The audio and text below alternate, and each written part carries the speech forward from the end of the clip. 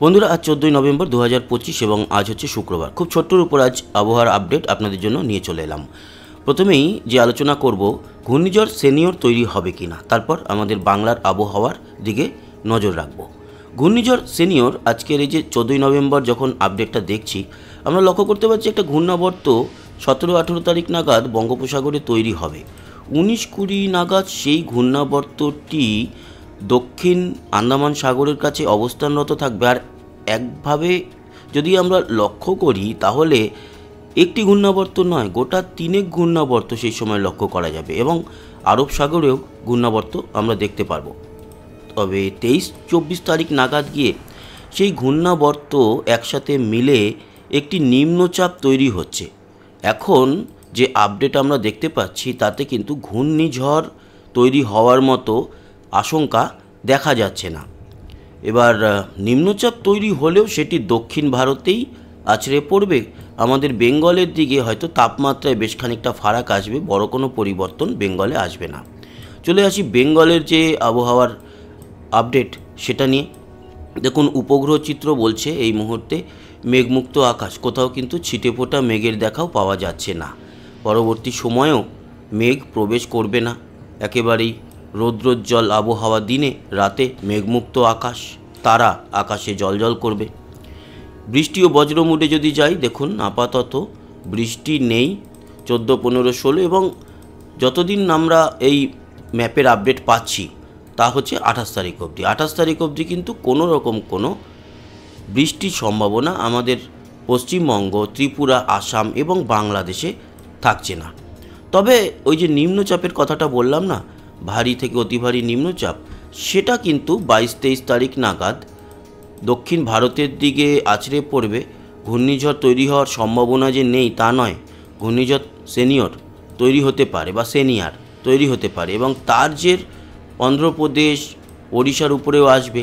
লক্ষ্য রাখার এটাই যে 28 তারিখ অবধি তো আমরা দেখতে পাচ্ছি বাংলায় কিছু নেই, তবে এই নিম্নচাপ ওড়িশা হয়ে আমাদের পশ্চিমবঙ্গের দিকে আসতে পারে। সেই নিম্নচাপের জের পড়তে পারে ঝোড়ো হাওয়া এবং বৃষ্টি হিসাবে। বাকি বৃষ্টির পরিমাণ যদি আমরা লক্ষ্য করি তাহলে আজকে 14 থেকে 16 কিছু নেই, 16 থেকে 18, 20, 22, 24, 26, 28 আমাদের বেঙ্গলে কিছু নেই। কিন্তু ওইটাই বলার, এই যে নিম্নচাপ যদি ঘূর্ণিঝড় হয় তবে অন্ধ্রপ্রদেশ হয়ে ওড়িশা হয়ে 28 তারিখের পর আমাদের বাংলায়, বিশেষ করে দক্ষিণের কিছু জেলায় যেরকম পূর্ব পশ্চিম মেদিনীপুর, দক্ষিণ 24 পরগনা, কলকাতা, হাওড়া, হুগলি, ঝাড়গ্রাম, পুরুলিয়া, বাঁকুড়া, বর্ধমান, নদিয়া, উত্তর 24 পরগনা, এই কটা জেলার উপরে কিছুটা বৃষ্টি আসলেও আসতে পারে। এখন তো সেরকম কিছু দেখলাম না। আর বেশি বড় করব না, তাপমাত্রা দিয়ে আপডেটটা শেষ করব। দেখুন, আজকে দুপুরের সর্বোচ্চ তাপমাত্রা যেটা দেখতে পাচ্ছি তাতে 28-এর মতো রয়েছে। কলকাতায় খেলা চলছে ইডেন গার্ডেন্সে। কালকেই বলেছিলাম সেই খেলার আপডেটে, অবশ্যই সেটা অন্য চ্যানেল, ট্রাভেল শুটার স্পোর্টস, সেখানে বলেছিলাম যে দুপুরে যখন খেলা চলবে সেই সময় 28 থাকবে, সকালে যখন শুরু হবে তখন 24 এবং বিকালে যখন শেষ হবে তখনও 24। তো তাপমাত্রা সেরকমই রয়েছে। 26 থেকে 28-এর মধ্যে আমাদের দক্ষিণবঙ্গ এবং উত্তরবঙ্গ মোটামুটি 27-এর মধ্যে। বাংলাদেশের উত্তরে 28, মধ্য বাংলাদেশ ঢাকার দিকে 29, সিলেটের দিকে 28, দক্ষিণে খুলনা, বরিশাল 27, রাজশাহী, মেহেরপুরও 27, 28, 29-এর মধ্যে পুরো বাংলাদেশ রয়েছে। চট্টগ্রাম, মহেশখালী, কক্সবাজারও 29-এর মধ্যে। ত্রিপুরা রয়েছে 28 থেকে 31-এর মধ্যে, শিলচর 29 এবং আসাম জুড়ে 27, 28-এর মধ্যে রয়েছে তাপমাত্রা। যেটা দেখতে পেলাম পুরো বাংলা ধরে বা বেঙ্গল জোনে একই রকম কিন্তু তাপমাত্রা রয়েছে। কিন্তু প্রশ্ন, কাল সকালে তাপমাত্রা সর্বনিম্ন কত ডিগ্রিতে নামবে? কালকে আজকের মতো 17-তে থাকবে কলকাতা, খড়গপুর, ঝাড়গ্রাম, খড়গপুরে 16, ঝাড়গ্রামে 15, এছাড়া বাঁকুড়া 14, পুরুলিয়া 13। সবথেকে বেশি ঠান্ডা থাকবে পুরুলিয়ায় 13, বাকি বীরভূম সহ মুর্শিদাবাদ সবই 15-16-র মধ্যেই থাকছে। হাওড়া, হুগলি, চন্দননগর, উত্তর 24 পরগনা, নদিয়া সবই 15-16 এরকম থাকছে। দক্ষিণ 24 পরগনার মধ্যভাগে জয়নগর, মজিলপুর, বারুইপুর এই দিকটাতে 16 থাকলেও একেবারে সুন্দরবনের যে উপকূল অঞ্চল সেখানে অবশ্য ফ্রেজারগঞ্জ, নামখানা, হলদিবাড়ি 18-র মতো থাকবে তাপমাত্রা। এছাড়া উত্তরবঙ্গে মালদা 16, 18-র মতো থাকবে শিলিগুড়ি আলিপুরদুয়ার, তবে 2 দিনাজপুরে রায়গঞ্জ সহ বালুরঘাট সহ 2 দিনাজপুর 15-16-র মধ্যেই থাকছে। দার্জিলিং 11 থাকবে কাল সকালে। আর বাংলাদেশ জুড়ে যেটা দেখতে পাচ্ছি 16 থেকে 18-র মধ্যেই থাকবে তাপমাত্রা, মানে মোটামুটি ঠান্ডা। চট্টগ্রামের দিকে অবশ্য 19 থেকে 22-এর মধ্যে, কক্সবাজারের দিকটায় প্রায় 21-22, এদিকে ত্রিপুরায় 17-র মতো থাকবে, কলকাতার মতো তাপমাত্রা ত্রিপুরাতেও থাকবে, শিলচর 16, আসাম জুড়ে 16 থেকে 18-র মধ্যে থাকবে কাল ভোর রাতের তাপমাত্রা। কালকে দুপুরে সেরকম কিছু পরিবর্তন হচ্ছে না, আজকের মতোই থাকবে। আর 16 তারিখেও যদি আমরা ভোর রাতের দিকে দেখি তাহলে আজকের মতোই বা কালকের মতোই থাকবে, সেই 16, 17, 15 সেরকমই তাপমাত্রা পুরো বেঙ্গল জোন ধরেই থাকছে।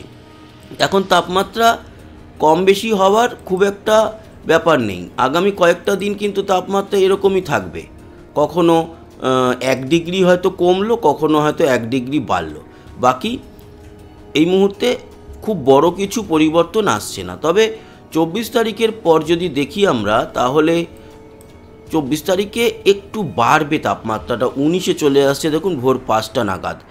এই যে নিম্নচাপ একটা পরিস্থিতি তৈরি হচ্ছে, তার জেরে কিছুটা 2-3 ডিগ্রি তাপমাত্রা এদিক ওদিক হবে, তারপরে গিয়ে আবার কিন্তু তাপমাত্রা চলে আসবে নিজের জায়গায়, মানে যেরকমটা এই মুহূর্তে হওয়া উচিত সেরকমটাই। খুব যে হু হু করে যে মানে হাঁটু কাঁপানো ঠান্ডা যাকে বলা হয় সেটা পড়বে অবশ্য, বা পড়তে দেরি আছে, সেটা এখনও আমরা যদি লক্ষ্য করি তাহলে দেখতে পারবো যে সেটা পড়তে পড়তে ডিসেম্বর হয়ে যাবে। দেখুন না, নিউ দিল্লির দিকে, উত্তরে নিউ দিল্লিতে অলরেডি 14 যেরকম দেখতে পাচ্ছি, সেরকম ভোর রাতে আমাদের পুরুলিয়াতেও কিন্তু 13-14, তার মানে নিউ দিল্লি আর ত্রিপুরা এতটা জোনের মধ্যে মোটামুটি ভালোই ঠান্ডা। গোয়ালিয়র, আহমেদাবাদ 12-ই পড়ে গেছে। এই 12-11 লেভেলের ঠান্ডাটা আমাদের এখানে কলকাতায় ডিসেম্বর নাগাদ পড়বে, যদিও পুরুলিয়ায় পড়েই গেছে প্রায় 12-13। আর ডিসেম্বরে যখন এই 11-12 আমাদের এখানে শুরু হবে, সেই সময় নিউ দিল্লি এই সমস্ত জায়গায় 6-7-এ চলে আসবে। ক্রমশ এখন ঠান্ডা বাড়বে, তবে আগামী কয়েকটা দিন এই একই রকম তাপমাত্রা সকালবেলায় 15 থেকে 17-র মধ্যে আমাদের পশ্চিমবঙ্গে হোল্ড করবে আগামী কয়েকটা দিন, 1-2 ডিগ্রি এদিক ওদিক হবে। সেই মানে লেভেলের যে ঠান্ডা হাঁটু কাঁপানো, সেটা আসতে এখনও কয়েকটা দিন সময় লাগবে। তো আর বেশি বড় করলাম না, আশা করি এই ইনফরমেশান কাজে লেগেছে। সবাই ভালো থাকবেন, সুস্থ থাকবেন, আর অবশ্যই আমাদের এই ট্রাভেল শুটার চ্যানেলটি সাবস্ক্রাইব করবেন, লাইক আর শেয়ার করবেন, কমেন্ট বক্সে আপনার মতামত অবশ্যই জানাবেন। আরেকটা জিনিস আপনাদের দেখিয়ে শেষ করি, সেটা হচ্ছে যে আবহাওয়ার কিন্তু কোনো সতর্কতা আজকে নেই। দেখুন, আমাদের পুরো ভারতবর্ষের দিকে যদি লক্ষ্য করেন, তাহলে বাংলাদেশের দিকে লক্ষ্য করেন, তাহলে কিন্তু কোথাও কোনো রকম ছোটোখাটো হলুদ বা কমলা কিছুই দেখা যাচ্ছে না এই মুহূর্তে। তার মানে পরিষ্কার থাকছে ভারত, ইভেন আমাদের পশ্চিমবঙ্গ তো পরিষ্কার থাকছেই, বাংলাদেশ থাকছে। আর ফাংওয়াং যে ঘূর্ণিঝড় টাইফুন, সেটা তাইওয়ান হয়ে বেরিয়ে গেছে, সেটি মোটামুটি দাপট শেষ করলো। প্রচুর ক্ষয়ক্ষতি ফিলিপিন্সে হয়েছে, তাইওয়ানে হয়েছে। তো এই ছিল বন্ধুরা আপডেট, আশা করি কাজে লেগেছে। আবার দেখা হচ্ছে, টাটা।